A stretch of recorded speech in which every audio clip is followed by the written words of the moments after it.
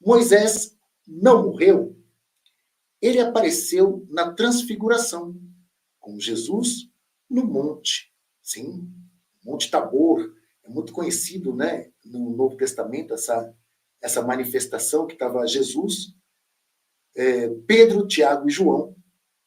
E é muito engraçado esse texto, que Jesus ele vai para orar, e quando volta, encontra os três dormindo, e fala, vigiai e orai. E ele vai orar de novo, quando volta, os três estão dormindo.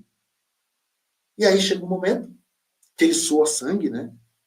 Que ele fica com medo, que ele fica com pânico. Será, gente? Será que essa narrativa é verdadeira? Será que parte dela é verdadeira? Porque quando os parceiros falaram conosco lá no passado, disseram que 20% da Bíblia que a gente poderia considerar.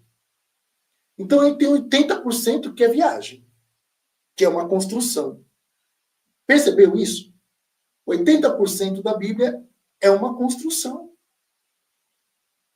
Mas aparece lá Moisés, Elias e Deus para falar com Jesus. Pedro, quando vê tudo aquilo, fala, vamos fazer uma tenda aqui. Não vamos mais embora. E uma vez eu falei para um evangélico, né? Se Moisés apareceu, então Deuteronômio 18 caiu por terra. Porque está dizendo que não pode falar com os mortos. E Deuteronômio no 34 diz que Moisés morreu. Diz que ele morreu. E aí? Jesus falou com mortos? Esse evangélico ficou muito bravo, porque ele não soube responder. Falei para ele, se Deuteronômio 18 diz que não pode falar com mortos, Moisés morreu no capítulo 34, lá do Deuteronômio, ele morreu. No Monte Tabor, aparece Moisés. Elias, que foi levado numa carruagem de fogo, né? Coisa de 400 anos antes de Cristo,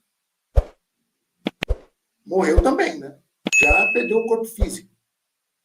Apareceu também lá no Monte Tabor. E a voz de Deus também. Então estava lá o Moisés representando a lei, o Elias representando os profetas. Está vendo onde começa a estruturar o combo?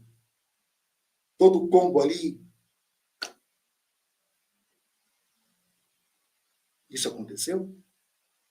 Quem é que sabe, né? Isso aconteceu um pouquinho só. Vamos lá. Ládia. É possível Moisés ter transmutado?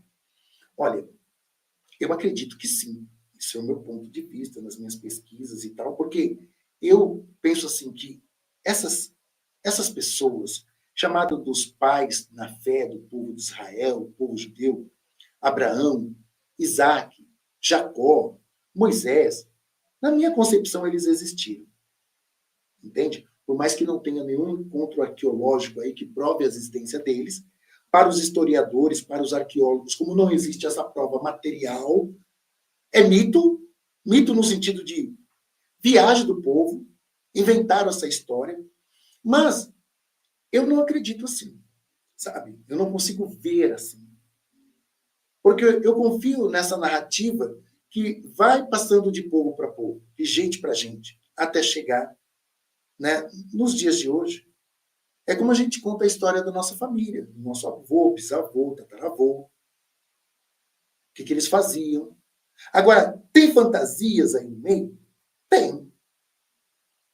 Mas na minha concepção, tudo que Moisés fez por aquele povo é justo.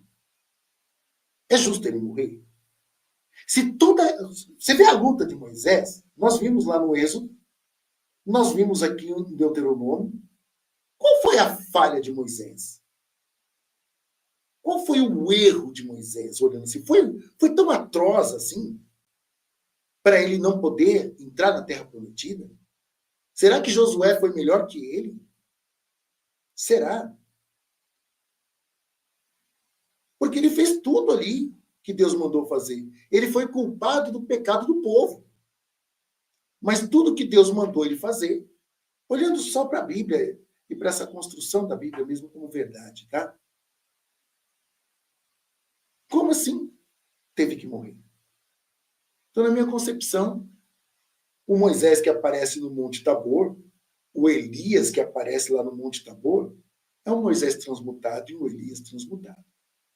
Né? E Jesus virando luz ali, mostra exatamente um ser de luz, um ser que não pode suar sangue, que não pode morrer, um ser transmutado também, na minha concepção.